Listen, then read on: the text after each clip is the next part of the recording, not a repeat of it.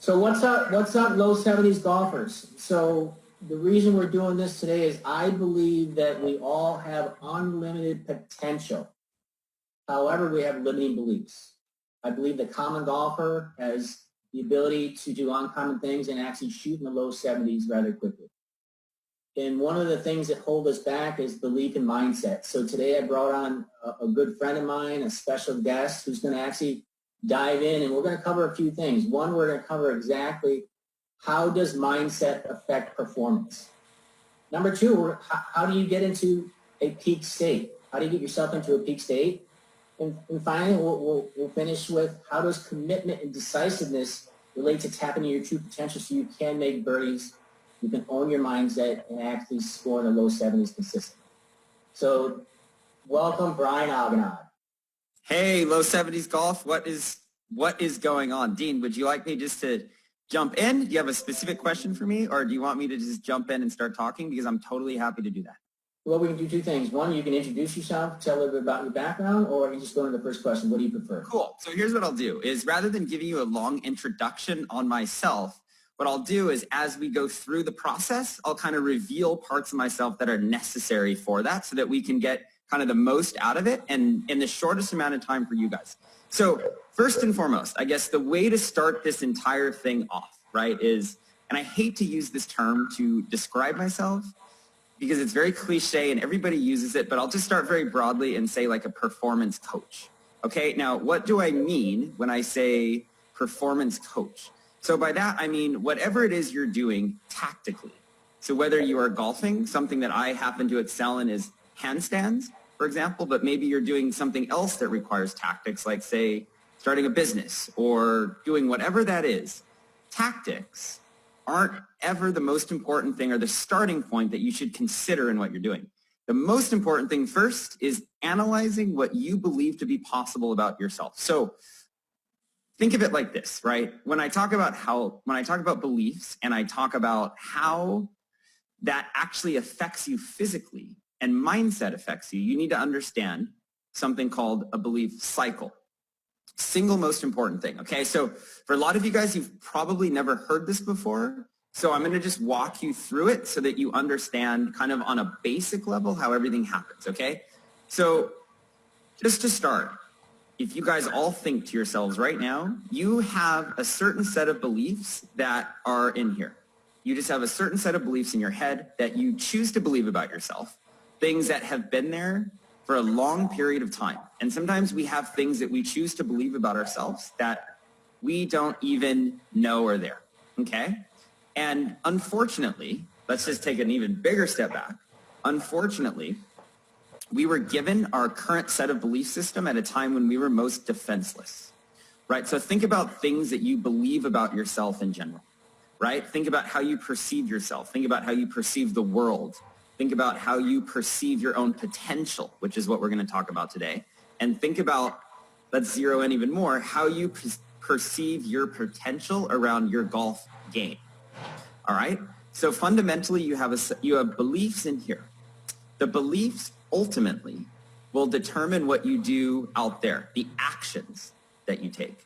The actions that you take determine what outcomes will actually happen. And then the outcomes that actually happen determine the results you actually get. And it becomes a cycle. It becomes like a wheel. So the whole thing is this is a continuous wheel. And where you jump in is at the belief level. Now, let me just dissect that a little more, because a lot of the time when people hear this, they go, oh my God, what is this, like this new agey, like woo-woo stuff? Let me break it down even further so that you get it. Let me give you a really good example. So, and let me start by making a statement. Beliefs are very different from having an intellectual understanding. And let me give you a clear-cut case, right? So we all know intellectually that an airplane gets us from A to B. We all know that, right? We all know without a shadow of a doubt, an airplane will get us from point A to point B. Okay, so Dean is in Florida, I'm in California. So let's use this as an example. Okay? We all know an airplane will get us from Florida to California.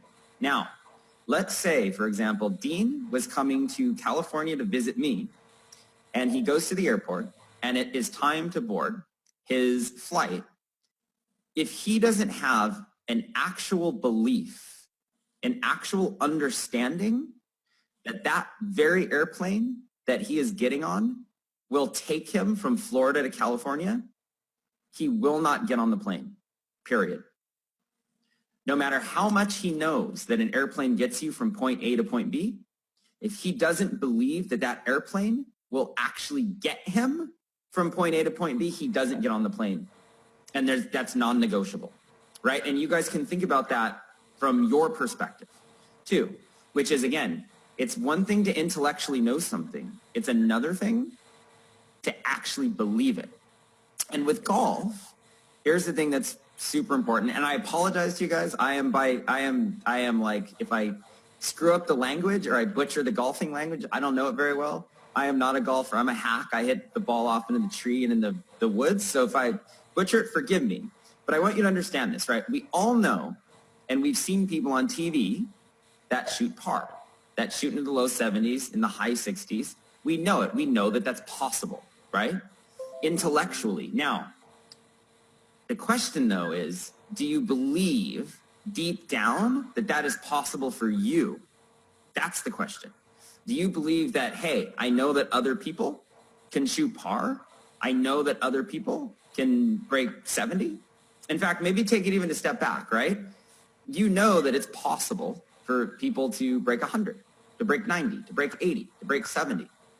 Intellectually understanding that is great, but do you actually believe that that is possible for yourself, right? And then, honestly, you have to ask, because if you don't believe that is, what that does is that affects your actions subtly in how you show up. Now, it's not as blunt-edged as the airplane example. Like, if you don't believe the airplane you get on will get you from A to B, you don't get on the plane, right? That's a very, very, very cut and dry case of how a belief will affect your actions in reality. Now, with golf, for example, if you are playing every day, and lots of you guys have probably been playing for years, and lots of you guys have probably been at this, but if you're practicing tactics and you're practicing things without the belief or the real understanding that you will actually get there, then that does something else very powerful. It affects your energy, right? It affects the energy with which you train, and it affects the energy with how you show up daily. So would you be doing your very best?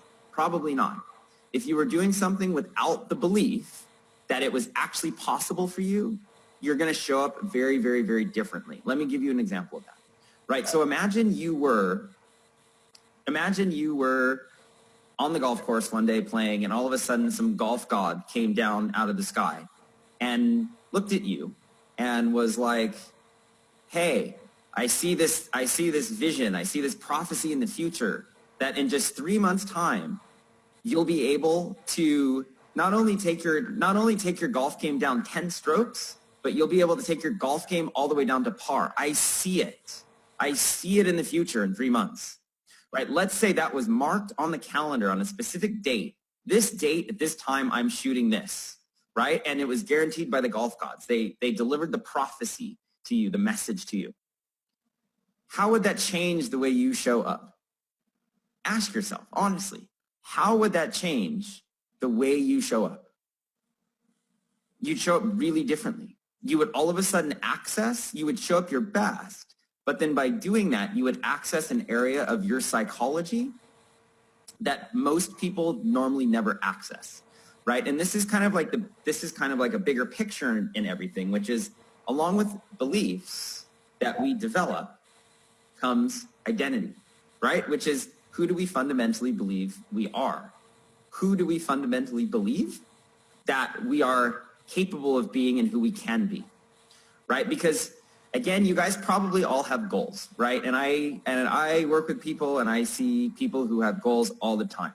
So I want to just break down goals for you so that you can also understand these things on this level, right? So people typically, and Dean, feel free to jump in here at any time if you want to add to it, but we have goals, we have dreams, and we have ambitions on 2 categories. Okay, so the first category is the dreams, the goals, the ambitions, where we want to go based on what we currently believe to be possible for ourselves, right? And so those are simple things like, hey, I believe I can lower my golf game by a stroke or two, right? Or, oh, I can probably do this. Yeah, I know it's possible for me one day to like, hey, I know that I 4-putt right now. If I could just 3-putt, that would be amazing, right? We all have these little tiny goals that we just believe, okay? We talk about those all the time. That's one category. But the second category of goals, and this is the powerful one, you guys, so listen really closely to this, is that we have dreams, we have ambitions, we have goals, we have things that are like here, that are in our hearts that we don't believe to be possible for ourselves. Okay, so why is that powerful? Because these are things where if you get honest with yourself, and this is an exercise that you can do right now, is you can take out a piece of paper, you can draw a line right down the middle of it, and then on one side, write down dreams, goals that I believe are possible for myself. And then on the other side of it, write down dreams, goals that I don't believe to be possible for myself, right? And then make a list, make a category. All the things you believe to be possible for yourselves, all the things you don't believe to be possible for yourselves. Now, when you do that, here's kind of where the magic happens, is because what you'll find is the things that you actually really want to accomplish are the things that are on the I don't believe are possible for me side. That's when you'll write down all of the goals, all of the dreams, all of the things that you really want to do. And in terms of your golf game, or heck, do this for all other areas of your life. Write things down.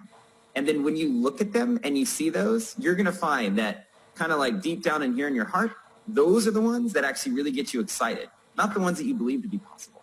The ones that you don't believe to be possible for yourselves. Right? And then, again, then you can break that down even further. And you can say, these are the things that I don't believe are possible. Now knowing that those are the things we want, right? Those are the things that we really, really, really want. That's where now it boils down to the belief of the person. And how much are they willing to work on themselves to make what they don't believe to be possible for themselves, possible for themselves? Because this is the thing that I see in my experience, is that when you hit goals that you believe are possible, nothing really happens. You just hit them and you're great. But when you start hitting goals that you don't believe are possible for you, and you start systematically breaking down those barriers piece by piece by piece by piece, that's when you start to change as a person, right? And so the bigger question is like, well, how do you do that, right? Like, how do you actually start to do that? And I have something else I want to talk about here in a second, but I just want to check in. Dean, following so far, anything you'd like me to add in? Yeah, I think the biggest thing is the intention, and we'll talk about identity, but the intention with a feeling or belief that you can actually do it, number one. Mm-hmm. Your current identity is I'm a 90s golfer and I'm a hack, well, then you have a choice. You can make a decision to change it. So my identity, my belief is I'm a middle 60s golfer. That's my identity. Mm-hmm. I can tee it up every time and shoot 65 if I do what I know is capable of possibly doing. I'm not to say that I do it every time, but that's my identity. So if you have an identity and you are in the 90s, you're in the 80s, and you want to get in the low 70s, you just start framing some new words like, I have a correct, powerful, repeating swing that works well under pressure, and I always hit the fairway. I'm amazing at putting. You start reframing the things you are. Because I worked with a guy the other day that when I met him 3 or 4 months ago, he hated putting, he sucked at it, and that was his identity, and that's how he talked to himself.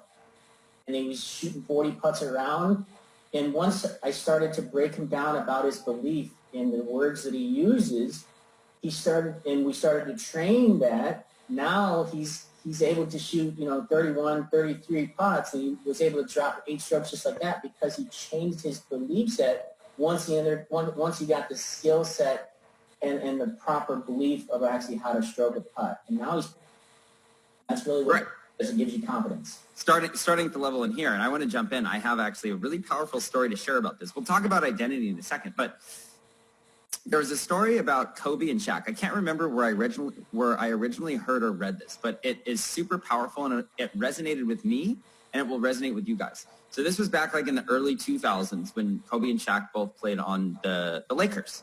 So Kobe used to go into the gym every single day, like early in the morning, and he would practice right before everybody else. But one of the things that he used to do was he would go in and he would pretend to dribble without the ball, and he'd pretend to take shots. And he would do that. He would do that as his warm-up before he ever even picked up the ball. And so here was the thing. Shaq came in early one morning, and he saw Kobe doing this. He saw him going through the motions of like dribbling the basketball without dribbling the basketball and then taking shots without the basketball. And Shaq couldn't understand. And he asked him, he said, Kobe, why is it that you're doing this? Why the heck are you like dribbling a basketball and taking shots without a ball? And then Kobe turned around and looked at him and he goes, because I make 100% of the shots I take without the ball. It's a really powerful thing. And so what he's doing is he's conditioning his mindset, and he's conditioning the power of visualization, right? And he's also, even more importantly, he's conditioning the identity that he makes 100% of the shots that he takes. Does that ever actually happen? No. But there's a reason that guy was one of the best. Is because he conditioned the belief that he could do it. He conditioned the belief that he can make 100% of the shots that he takes. Now, do you think at that level, a basketball player who carries the belief that they take 100% of the shots that they make 100% of the shots that they take will make more shots than the person who doesn't believe that they make 100% of the shots that they take? I think so. On a lot of levels, right? And so what that boils down to is identity, which is, okay, so what identity do you choose to carry for yourself? Because look, like for all of you guys listening, here's the thing, okay? So imagine this. So this is what's called an identity gap. You see here and you see here. So to understand identity, what you need to understand is, first of all, what identity actually is. Every single day that we wake up, every single day that we do things, every single time we show up on the golf course, every single time we show up at work, heck, every single time we just get out of bed in the morning. The reason we are doing that is because subconsciously on a deeper level, we're trying to fulfill some identity out here, right? The identity of who we think we should be. So we're moving towards an identity who we aren't yet, right? And so if every single time we wake up and take actions, those actions are identity driven by a future identity of somewhere that we're going. Right? Now, here's the catch. Here's the scary thing about all of this is that most people never take the time to ever define the identity of who they are or who they want to be. So what happens is that, and listen carefully to this, is that if you don't define your identity, somebody else will. In fact, society will. Society will tell you who they think you should be. And just to be brutally honest, society doesn't have very high hopes for you. let me add on that, Brian, because in golf, society, other golfers would tell you there's no fucking way that you can shoot in the low 70s in 12 weeks. Mm-hmm. You can't do this. No, you can't do this. You can't do this. So be cautious of who you surround yourself in the golfing world and why they can't do it, and don't let their belief flow into your belief. Yeah, no, 100%. Like 100%. Like, guys, think about it this way too, which is in the path for what you want, in the path, like I encourage all of you guys, like right now, it's like start working on that, literally start working on that identity of that person. And think of it like this, right? Like imagine you have a house. Imagine you have a house and you have a nice like plush white carpet, right, on the house. You would never let people into your house with like muddy boots, walk all over the white carpet, right? Like if you did that, your carpet would be brown and it would be a mess in no time. And it's the same thing with your mindset. And it's the same thing with your beliefs, is never let people with muddy boots walk all over the white carpets of your mind.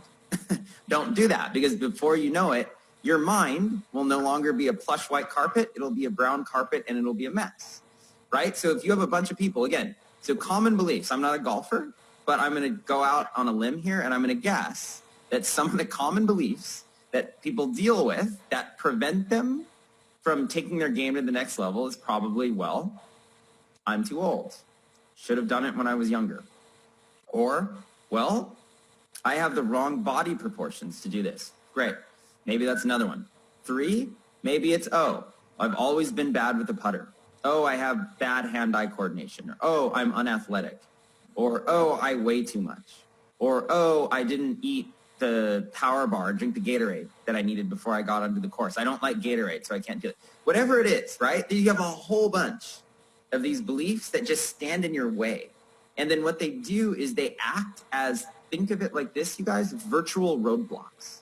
They act as virtual roadblocks that are in here that basically you don't see them, but they're invisible walls that stop you. And those are even more powerful because the bigger picture in all of this is that what we choose to believe about ourselves ultimately sets our ceiling.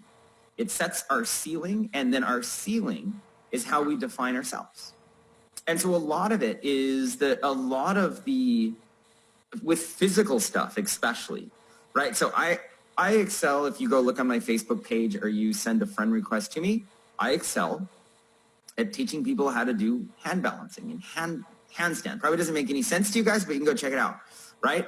But the thing is that fundamentally what I'm dealing with in this process, and this is why I relate to Dean so well, and this is why we talk all the time, and this is why I'm here, is that fundamentally what I'm doing is I'm walking people through a process and helping them to get somewhere that they don't believe is possible for themselves, right? And then as a result of that, they change as a person. Same thing, right? Because fundamentally, think about it for you guys, okay? And you can even comment. In fact, comment in the box, be honest, okay? Be honest, comment in the box right below what your current belief about your golf game currently is. Because I'll tell you, for the most part, your current belief about your golf game is probably going to be in alignment with where you currently are. That's the truth, right? And so you will never go past that if you don't work on this as well. So you want to think of a physical challenge. This is kind of the analogy that I like to use for this, is that you want to think of a physical challenge ultimately as a mindset challenge. And so in terms of what we're doing here and working on shooting par, shooting in the low 70s, shooting scratch, really what that represents, for all of you guys listening, understand this, is all that shooting par represents is that's just a physical representation of all of the challenges that you were willing to overcome, plain and simple, that other people weren't. So I want you to say that again because we've talked about that before, and I know that's how my clients are successful, and especially your clients are successful because of that statement. So say it one more time so they understand it. Yeah, so anything you're doing on a physical level is ultimately wherever you want to go, okay? Anything. So whether that's your golf game, whether that's shooting scratch, whether that's doing a handstand, whether that's growing a big business, whether that is whatever challenge it is you're overcoming, all that physical challenge is a physical representation of all of the challenges that you were willing to overcome that other people were not. Plain and simple. Because if you think about what's stopping you from getting there, it's never just the physical. It's never just like, you don't just like wake up one morning and everything is good and everything is great and you're just quit something. It's never like that. But what happens is through our game, through our golf game, through our whatever it is we do, over time, we start to beat ourselves down, right? So we start to look for references. Maybe we show up one day. Maybe we'll show up one day and true story, I have tons of limiting beliefs about my own golf game, right? So maybe we show up one day and we play bad. And then we shoot the ball, we hit the ball, we slice it off into the tree, we hook it off into the water and like hit a crocodile or something. It's like all these random things we do, right? But then the more and more we do that, the more and more we start to believe deep down that is our game. That is me. That is my potential. And then that actually starts to wear on us over time. And it's another really important thing is don't take one bad moment of time. Don't take one sliver of time as this extrapolation into like your entire life. Like how many times have you guys done this, right? Which is like momentum. So momentum is a really powerful thing and it plays itself out in golf a lot. Is how many times have you guys started and the first couple holes are terrible. Your first hole is terrible and then it snowballs into one bad hole and then another bad hole and then another bad hole and then another bad hole. And then it keeps going and your whole game is wrecked, right? And when you really, what that is, if you think about it from hole to hole, starting from hole number one, when your mindset is wrong, or when you have one bad hole and you allow yourself to absorb the negativity and the effect that it has on here, it affects the next hole physically. Again, your current belief in that moment is affecting the next hole and then affecting the next hole, right? And so you get this negative, you get anti-momentum, right? And so one time, and I'm sure that's all happened to all of you guys, but I'll say one thing. Having watched pro golfers on TV, one of the major things that separates pro golfers from just your average hack that shows up every now and again or that hopes to be good is their mindset and how well they can control their mindset on the course. Golf especially, it's a mind game. It's like a freaking mind game. And if you don't master your inner game, then you're never going to master your physical game. And you're going to let things just constantly snowball versus instead, and you guys have probably seen this and it's happened to you unknowingly and it's not an accident. How many times have you started really well the first couple holes and like you're on fire? It's like you're just like the first couple holes are great and then all of a sudden everything goes your way. It's like birdie, birdie, birdie, ace, hole in one. It's like you get this momentum that just keeps going, right? That momentum doesn't happen on accident because everything you do, and if you think about it, right, when you start to get on a positive streak like that, your swing is easy, you aren't overthinking it, everything is just dialed in. Why? Because all of a sudden you're carrying this belief like, oh my God, I started really good, I must be a freaking pro. And so you aren't doubting yourself every single time you swing the club. But if you have if you start bad, the first couple holes are bad, then all of a sudden it's like, well, I suck. This round is terrible. I'm done. I just want a beer. Never mind this. You start tensing over your swing. You start questioning, was that thing that I learned was that little trick that I learned with my 7-iron what I should be doing? I don't know. And then before you know it, you let that snowball. That's momentum. That's the power of beliefs and how it can affect momentum physically. Dean, do you agree with that? Like, I mean, you're the one who sees this on the course all the time. I'm just assuming this happens, but you can probably see it all the time. I do, but I want to also add one thing before we go on, just because we're talking about performance and the difference between performance-minded and recreational golfers, because I think you might play golf once a year, and, you know, the recreational weekend golfer, let's be honest, they're never going to shoot in the 80s or low 70s.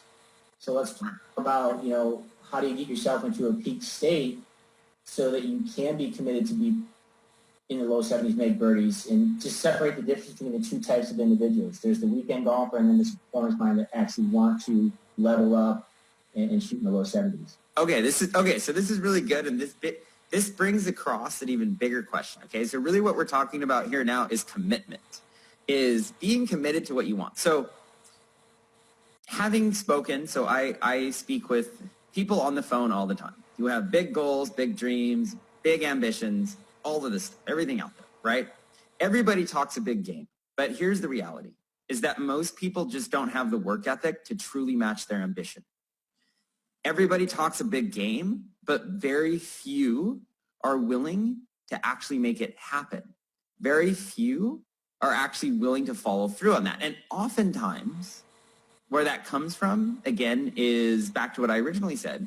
We can speak from a place of intellectual understanding, or we can speak from a place of belief certainty, which is a really powerful thing. Now, the question is, because here's the thing, is how do you get to a place? How do you get from a place of essentially not believing in yourself and this intellectual understanding to actually knowing, right? And plain and simple, this is really what it boils down to. So like a lot of people, and maybe golfers are like this. I know that coaching and golf coaches are like huge in this niche, but the single most important thing is, and this is something that I talk about all the time, is people and what I see with my work is people are always in information gathering mode. And I can imagine this is exactly the same with golf, which is, hey, you know what, if I just swap out these set of golf clubs if I just swap out this golf ball, or I just do this or whatever, or I just switch my golf shoes to this, oh, maybe I'll just try this new like swing hack over here and see if that works. All of a sudden, that's going to magically change my game, right? So you could be in information gathering mode for your entire life. Let me just look for more information and let me see what let me just find one more little piece of information or tip that I need, right? But look, let me tell you something. If you are in information gathering mode, what that is a clear signal of is you don't yet not believe in yourself, right? Gathering more information is a really convenient way of saying, I don't believe in myself right now enough to take action on what I already know. Because the reality is that information is everywhere. It's free everywhere. It's in this group. You go to Google, you type in golf hacks, whatever, it's going to be there. You'll find an endless amount of information. Information gathering is just a very convenient way of saying, I don't yet believe in myself. So what you should be doing, because you can spend your entire life gathering information and getting nowhere. That's the truth. But here's the reality, is what you should be doing if you are committed and you're serious. And this is what I say. This is like what I say for people who are going to work with me or who I would ever even consider working with, is that what your mindset should be is not gathering more information. You should find someone who's already done what you want to do and follow their plan and surrender. That's the single best and fastest way to get what you want. I want to repeat that to you guys because this is this is probably going to be a new concept, which is you don't need more information. You don't need any of that stuff. What you need to do is you need to find the person who has already done what you've done and go invest in yourself and work with them. Pay whatever fee it is to work with them and do it. And if you're serious, that will be the single best investment that you can make in your entire life, hands down, period. That is the quickest way. I'll say it again because it's so important. The single fastest way to get what you want is to find somebody who's already done what you want. Go follow their plan step by step and work with them. There's no faster way. There's absolutely no faster way. Like people think, and then, the other side of it, which you see is there's really only two things that stop us from getting what we want. Ignorance or arrogance. Those are the only two things, right? And so either you are ignorant, which if you didn't understand this was the fastest way, now I'm giving you the fastest way, which is stop looking for information, find somebody who's already done what you've done, pay their fee and work with them, go do it. That'll be the single best investment you could have ever made in your life. But the damaging one is arrogance, which is really just, hey, I think I can figure it out myself. I think I can just do it myself. I think I can do it. Here's the reality. Maybe you could, but that will take you a really fucking long time to do it. And why should you when there's already people that can do it? What that boils down to, right? Right, Pete, is this all making sense? It's like, I hope I'm not crazy to you guys here listening to me, but listen, I'm just like speaking the facts here and I'm speaking the truth, which is, again, if you're arrogant enough to think that you know all the answers and then you can figure it out yourself, you're going to go a whole heck of a lot slower. And I will tell you one thing. There is one resource which is extremely scarce. It is very limited, and it is not in abundance. And that resource is not money, if that's what you're thinking. It's time. You'll never get time back. You will never get time back.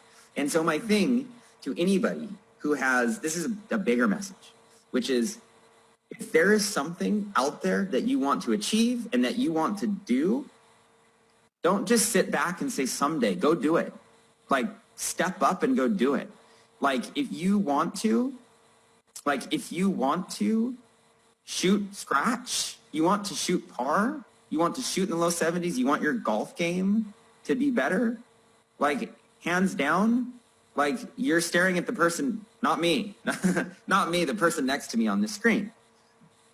But again, here is the bigger message of the entire thing, which is once you fundamentally understand that again, people can take a really nihilistic approach to this and be like, what's the point of doing all this? At the end of the day, I will end up underneath the dirt. We all end up underneath the dirt at some point anyway. Why do it? You can take a real nihilistic approach, or you can look at it and say, hey, on everybody's tombstone, it says, rest in peace. Everybody rests in peace, right? But the question is, why do we wait to die to be in peace? Why don't we just live in peace, right? And you have to ask yourself, it's like, if you really want, and I say this to people all the time, if you really want something, and you really want to be somewhere, and you know it deep down, right? Like if you are somebody who knows that you want to have this like rock star kick ass, like you want to shoot par on any golf course, anywhere in the world, anytime, and the respect that commands and all of that goes with it, why wait? Why wait when the opportunity is in front of you? That's my question. And that's the thing that I like to get people to understand fundamentally is, again, those goals, back to what we originally said, these are all of the things that you don't believe to be possible for yourselves. All of those goals, guys, breaking news, hint, hint, all of those goals that you don't believe to be possible for yourselves are the things that you need to immediately go find somebody to help you. That's a very clear signal that you need to get the help to get those, if you're serious about them. If you're serious, that's the thing. And then when you do that, you'll realize that that is the single best investment that you can make in yourself. And I've learned that, and I'll tell you, I sure as heck wish somebody taught me this a whole lot sooner in life. Like, for me, like in my early years, I used to embody both the ignorance and the arrogance, right? Both of them. Plain and simple. And it stops you and it slows you down. But once I understood the concept of, hey, when I need something or I want to learn something, just like, don't fuck around trying to do it yourself. Just find somebody who's already done it and go work with them. That right there, that one fundamental belief changed my life. The one fundamental belief of like, oh my God, you guys may think that you may carry a belief that you can do it all yourself, but really what that is just a way of saying I'm uncoachable. And the people who get there fastest are people who are open to coaching. Think about it. Look at some of the best athletes. You would never hear LeBron James say, I don't need a coach. Never. In fact, LeBron James probably has more coaches than we even see. Other than the one that sits on the bench, he probably has coaches behind the scenes that are helping him with everything to get there faster. What people don't realize, if you ever get a chance to interact with very, very, very top performing high level people, the one thing they all have in common is they have coaches and they have them in abundance. Because those people, the higher and higher and higher the level you get, the more and more and more having people who can continuously guide you through that higher level becomes paramount for your success, to continue to grow if you want to reach the highest level of success. Brian, one thing I love about your program, and we've covered this today, mind-body connection. In golf, you mentioned it earlier, the guys on tour, their mind and their, but also what's not recognized is there's a body swing connection. And that's why your program is not only you do the mental side, but you're taking someone who can be able to take them in 12 weeks to go from a hand press to a handstand. Yeah. Which is great. I can now hold my handstand for about 10 seconds. Yeah, right. And I guess that's even the bigger thing, right? So I guess here's the thing, right? So because a lot of you guys probably listening, and you can type in the box if you want, you can share with us, but a lot of you guys listening, especially when it comes to something, like golf, which can be considered a hobby. What I teach, which is like handstands, which can be considered a hobby. It's like what you need to do is you need to look at like, okay, so what do you do? I guess the bigger question is, it's like, well, how do you find a coach that's good? How do you find one that's actually good? And I'll tell you one thing. If they are just giving you tactics, then you don't need the coach. That's all over Google. That's all over YouTube. That's free. You can go there and you can find that. The thing that's important is information is not transformation without mindset support. Very simple. Because again, the blocks that have been stopping you, here's the reality. is there's everything out there, and this is the truth, and this is the harsh truth, but there's everything out there already, all the hacks, all the tips, and everything you need to lower your golf game. The reality is that if you would have done it yourself, you would have done it already, but you didn't. And that's a very clear sign that the mindset needs an upgrade as well. So any coach who's worth their salt, or any coach who's worth anything, isn't just tactics, because you can have the best tactics in the world and still fail. It's tactics combined with mindset, right? It's tactics combined with mindset. But also, the other thing is looking at the track record of who's doing it, right? Because when you have all of those in one piece, and you have all of those right in front of you, then you realize, because here's the thing, right? A lot of people, and here's the other misconception, right? Any plan or whatnot. And from what I've known of Dean, by the way, I know Dean pretty well. This guy is like a magician on the golf course, by the way. I'm looking at that and I'm talk about limiting beliefs popping up in my head. I'm like, how on earth is that even possible? But the thing with Dean, and part of the reason why, as I've got to know him more and more as a friend, is this guy is a really good way to describe him is he is like a humble beast. It's he doesn't say much, but if you give him a chance to say what he knows, it will blow your mind. And this is how we originally connected, which was on the mindset piece, when he goes, yeah, fundamentally the tactics become amplified when your mindset is in the right place. Your tactics become amplified when your beliefs serve the tactics. That's the truth. That's right. Fundamentally the truth. And then one of the most important things I want to add on before we wrap this up is, if you don't have the body to be able to maneuver a club, you're not going to be able to do it. Mm-hmm. There's not one right way to swing the golf club. There's a million coaches out there. Who gives a shit? There's not one way. There's an infinite number of ways to swing the club, but there is one efficient way based on your physical limitations. And so that's why the first thing we do before we get started is we do a physical screening to find out where you suck at in your body. Can you squat? Can you lift your arm up here? Do you have any external rotations?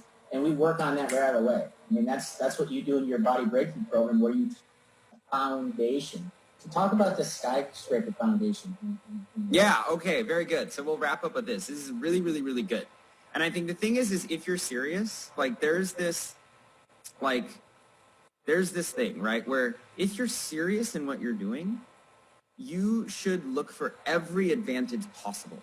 So as a golfer, and I don't need to be a golfer to understand this, that having good tactics and a proven plan is important. The mindset is important, but also taking care of your body is important. Being in peak physical condition is important. And if you don't believe that that's true, then you're limiting yourself in what's possible. Fundamentally, whenever you go for anything, whenever you want something, the mindset you should have is what I call a mastery mindset. And a mastery mindset means doing what it takes to be the best. Listen, as I said, everybody has big dreams, goals, and they have ambitions, but they just don't have the work ethic to match it. That's what stops them. So at the end of the day, if you aren't willing to do all of those things, then let's just be real. You don't have the same level of commitment as somebody who has. And that is once you fundamentally understand that, it becomes very empowering. If you look at anywhere in life you've ever been, or everywhere you wanted to go but didn't, it really just boils down to you did not, deep down, honestly, you can say you did not try your best, right? And when it comes to building a golf game. So I like to use this analogy in general, right? Because the fancy stuff is yeah, cool. I want to show up to Pebble Beach and shoot 70. Yeah, I'm sure we all want to do that. Yeah, I can't even dream of. I'm so far from that, I can't even dream on that. But you got the hat. Yeah, you've got the hat, right? I would just go over to the little putting green and maybe I could 4-putt on the warm-up course. But here's the thing. Imagine this, okay? So here's that golf game. So this is what I call the Skyscraper Model. So imagine a golf game. Imagine the golf game that you want, right? It's all the stuff. It's all the pieces, the putting, the chipping, the short game, the mid game, the long game, whatever, all of that, right? That's the fancy stuff. But what people don't pay attention to get there is they see all that on the front end, but nobody pays attention to how deep of a hole you have to dig for the foundation, right? And the thing that really hammered this home to me was, like, if you guys have ever been to Dubai and you've seen the Burj Khalifa, right? So it's the Burj Khalifa is like the tallest building in the world. You see all these skyscrapers, and then you see the Burj Khalifa that towers above the skyscrapers, okay? And the skyscraper, the inside of it, there is like this museum. And what you don't realize is, like, in order to make that thing possible, they had to dig a hole like a mile into the ground. That's the foundation to make that happen, right? And with anything else, it's like, never be too arrogant to think that you have it all figured out. In fact, the single best way that you can get what you want is to be humble enough to start digging. And that would be, I guess, to finish this up, that would be my advice to you, is some of the most powerful, disempowering beliefs are the beliefs that you've tried everything, the belief that you are good on your own, the belief that you have everything all figured out, and the belief that, hey, I've already just done my best. Those four will completely stop you, and they will completely annihilate you, and they define your ceiling. But once you can break out of those and then just say, hey, I'm going to accept the fact that, yes, I could work harder. I'm going to accept the fact that, yes, I could use some help. Help would be really good. And then I'm also going to accept the fact that, hey, maybe I don't have it all figured out, and I'm open to doing something completely new. Maybe for the first time in your life, hey, this is a really powerful thing, but maybe you need to be open to learning what you don't know. What a really powerful concept. But when you get that and you understand that and you are in that mindset, then you are primed for growth and you are primed to keep going. So guys, it was a pleasure to do this. It was fantastic to be on here. Dean, thank you. Thank you for having me. I hope that this was beneficial for you guys. I hope you learned something, and I hope you understand the power of this, but also going for what you want, going for your dreams, your goals, your ambitions, all of those things.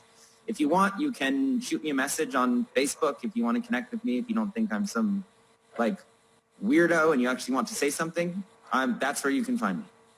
So Brian, yeah, thank you so much. So mindset is just one big piece of what it takes to break in the low 70s and shoot par. But I also want to talk about who this is for and who it's not for. Now, as you guys can tell, Brian is an A+ person. Great character, great human being, but Brian is not my ideal client. Brian is a weekend hacker, if that. So this is not for the recreational weekend golf that course light and do fireballs. So I mean, this is for people that are actually performance minded and want to level up and shoot par, and get in the low 70s in the next 3 months. So thanks so much for showing up, and I appreciate you, support me in this venture. You guys want to get your game for where it is, to where you want to go, down in the 70s or down to par? Schedule a call and let's rock. Yeah, and I will add one thing to this. I think it's really funny that you did that. You called this out. We were having a conversation one time when we were talking about golf, and Dean, this is what I love about Dean, is his brutal bluntness and, like, to the point, right? Which is like, talk about sticking in the sword. We were talking about golf, and he goes, yeah, Brian, I think you're a great person and all of this. He goes, but I would never even consider working with you until you become committed to actually wanting to do it. Do not even come close to me telling me that you want a beer and a hot dog in the golf cart on the weekend and, like, hacking it around. I won't touch that. As a friend, you're great, but as a client, I wouldn't touch you. So that's one of the many reasons why I love Dean, to finish that off. Thanks, Brian. Have a great weekend, man. All right. I'll see you, man.